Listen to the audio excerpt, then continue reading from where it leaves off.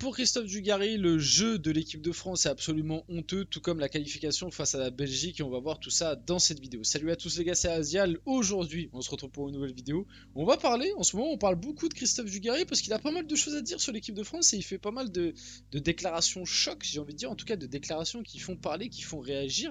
Et du coup, on va en parler encore une fois dans cette vidéo. Ça fait beaucoup de Christophe Dugarry ces derniers temps, mais il y a encore eu une déclaration envers l'équipe de France et surtout un petit peu ciblée vers Didier Deschamps.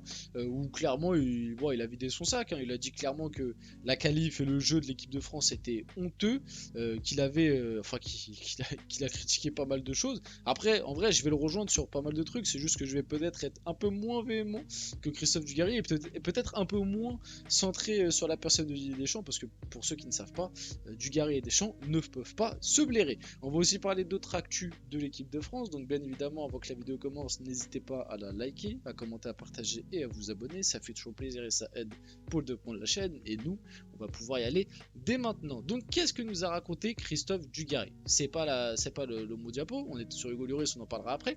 Christophe Dugarry, après les propos de Deschamps, qui s'est félicité du match des Bleus contre la Belgique. Déjà, je voulais revenir par rapport à ça, parce que c'est vrai que les propos de Deschamps, son sourire, etc., pour moi, ça... Et comme je vous l'ai dit, avant le match, il y avait l'info qui était sortie comme quoi les Bleus, Deschamps, pour la première fois depuis le début de son mandat, avait fait travailler les pénaltys à ses joueurs. Et pour moi, je vous avais dit que ça, déjà, c'était une indication plutôt négative et qu'il n'avait pas une si grande confiance que ça par rapport à son équipe et à ce que propose son équipe et même par rapport à lui, ses compétences, ses choix et tout. Parce que pour que Deschamps travaille les pénaltys, c'est qu'il y a vraiment un truc qui cloche et qu'il a vraiment pas confiance en cette équipe pour aller gagner. Et pour moi, on en revient du coup à ce que je disais en avant-match, c'est-à-dire à ça. Et quand tu vois la réaction de Deschamps après la victoire 1-0 ric-rac face à la Belgique, où tu mets un but en fin de match, un centre ou une frappe ratée de Kolo Muani qui est déviée par Vertonghen et qui fait CSC, et qu'on voit comment Deschamps il est content, tu sens vraiment une pression qu'il avait sur le visage, et que tu sens que là il est libéré, il a un sourire qui monte jusqu'aux oreilles, etc. Alors bon, certains vont me dire oui, t'es aigri, il est juste content d'être qualifié en quart de finale de l'Euro. Franchement, je l'ai pas vu être aussi content quand l'équipe de France s'est qualifiée en finale de Coupe du Monde en 2022, hein. Je vous dis la vérité. Là, il était vraiment content. Alors, je sais pas si c'était l'arrivée des Belges qui a pesé dans la balance, mais bref. Pour moi, ça révèle juste que Deschamps et l'équipe de France, pour moi, voyagent sur un bateau qui vogue un peu à vue. Pour moi, je ressens pas je ressens pas de sérénité dans cette équipe. Je ressens pas de leader. Ça, c'est un truc qui est quand même marquant. L'équipe de France, pour moi, le truc qui a toujours marqué cette équipe, c'est qu'elle a toujours eu des leaders forts, imposants. À l'époque, il y avait du Pogba, il y avait du Griezmann qui était plus leader que là. T'avais du Lloris, t'avais du Giroud pour moi qui était un leader. Et même Mbappé finalement. Même Mbappé qui pour moi en 2022, il avait plus cette aura de leader, en tout cas technique. Et cette année, tu la sens moins. Et finalement, limite, j'ai envie de dire, alors que pourtant, voilà, on le connaît, on n'arrête pas justement de dire qu'il est gentil malheureusement pour lui, mais N'Golo Kanté, j'ai limite envie de dire que c'est N'Golo Kanté et Mac Maignan et peut-être même Saliba, c'est les mecs qui, j'ai l'impression, sont les leaders de cette équipe à l'heure actuelle, alors que N'Golo Kanté, il vient de revenir, ça faisait 2 ans qu'il n'avait pas été sélectionné. Saliba, il vient de démarrer à peine titulaire dans cette équipe. Et Mike Maignan, c'est sa première compétition officielle, enfin première compétition internationale. Donc il y a des soucis à se poser pour moi dans cette équipe. Mais on n'arrête pas d'en parler et j'ai l'impression qu'en fait le souci un peu qu'on a aussi, c'est que tellement Didier Deschamps nous a habitués à proposer un football très moyen mais en gagnant tout le temps, que maintenant en fait tu peux plus critiquer l'équipe de France parce qu'on va te dire ouais mais on gagne. Oui, mais c'est pas parce que tu gagnes que tout est parfait. Il y a quand même des critiques à avoir.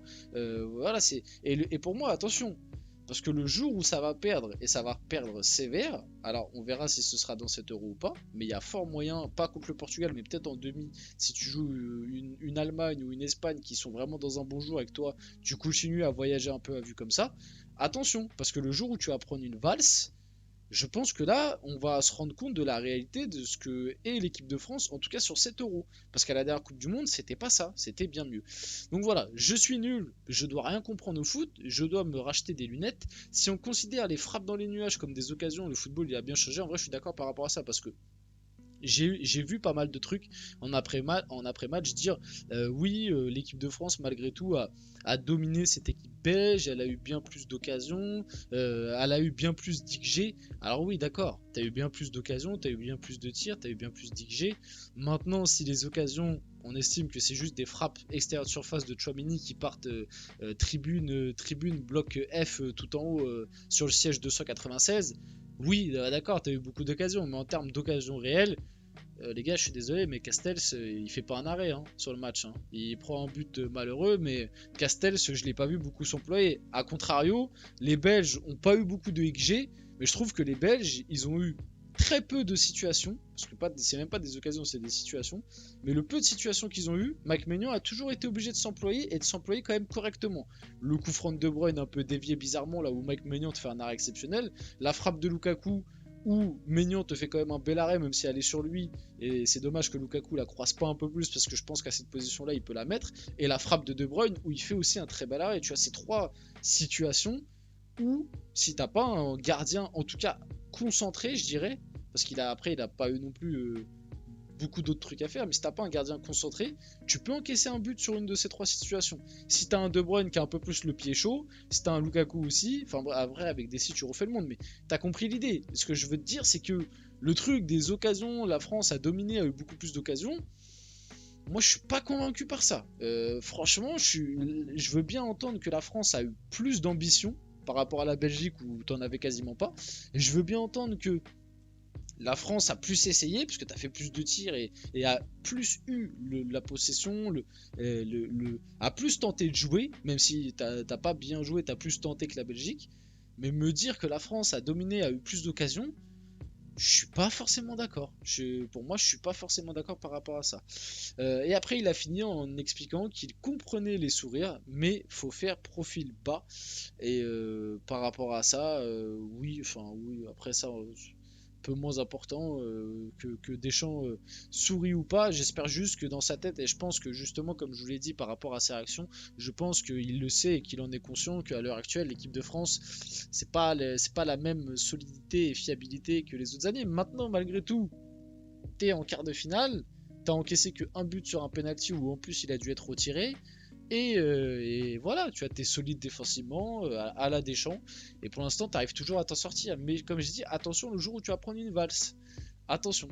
Hugo Lloris, du coup, sur l'équipe de France, je vois très peu d'équipes capables de la bouger. Avec deux ou trois occasions concrétisées, les analyses auraient changé.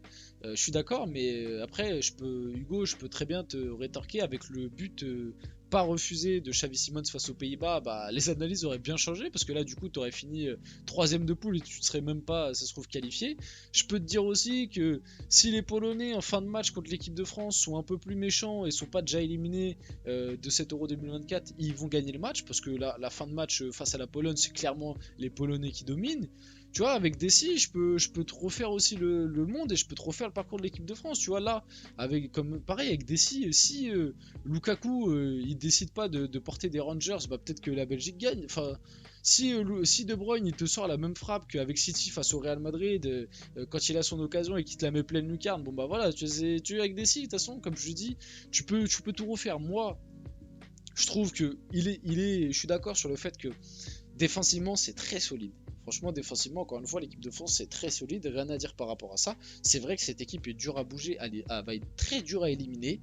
Maintenant, moi, je suis pas d'accord. C'est pas avec seulement 2-3 occasions concrétisées qu'on aurait changé nos analyses. Parce que c'est pas avec 2-3 occasions, 2-3 buts en plus, qu'on aurait dit ah bah le jeu est flamboyant, ah bah cette équipe est formidable. Non, c'est pas vrai. Il y a quand même un gros souci de jeu dans cette équipe. Il y a un gros souci d'animation offensive et il y a un gros souci de certains joueurs, de certains choix et de certains joueurs qui jouent qui ne sont pas au niveau. C'est ça aussi la réalité. Donc je suis pas forcément d'accord avec la deuxième partie de son analyse. Hugo Lloris sur l'équipe de France, il a aussi dit quand la phase de groupe est finie, on oublie tout ce qui s'est passé, on n'est jamais aussi fort, nous les Français, quand ces matchs commencent. Bah oui, on entend souvent ce poncif de il y a un nouveau tournoi qui commence à partir des huitièmes. Alors bon, pour les Pays-Bas, ça s'est concrétisé. Parce que si je sais pas si vous avez vu le match des Pays-Bas, mais ils ont livré un très beau match. Après, bon, c'était contre la Roumanie, mais quand même, tu pouvais pas espérer que les Pays-Bas dominent autant la Roumanie. Mais moi, je suis désolé, pour l'équipe de France face à la Belgique, je l'ai pas vu. j'ai vu exactement la même équipe avec les mêmes défauts et les mêmes qualités que lors des matchs de poule. Donc écoutez, on va voir pour le quart de finale face au Portugal. Moi, comme je vous le dis, je pense quand même que l'équipe de France, malheureusement, parce que je préférais que le Portugal passe, mais je pense que l'équipe de France va faire le taf en quart contre le Portugal. Mais attention à la demi. Attention à la demi face à l'Espagne ou l'Allemagne. Je pense que tu peux très vite redescendre sur terre et peut-être si tu es dans un mauvais jour et qu'en face ils sont dans un bon jour, te prendre une volée. On va finir la vidéo là-dessus, j'espère que cette vidéo vous a plu, si c'est le cas n'hésitez pas à la liker, commenter, partager et vous abonner les gars, c'était Asial et on se retrouve très prochainement pour une prochaine vidéo.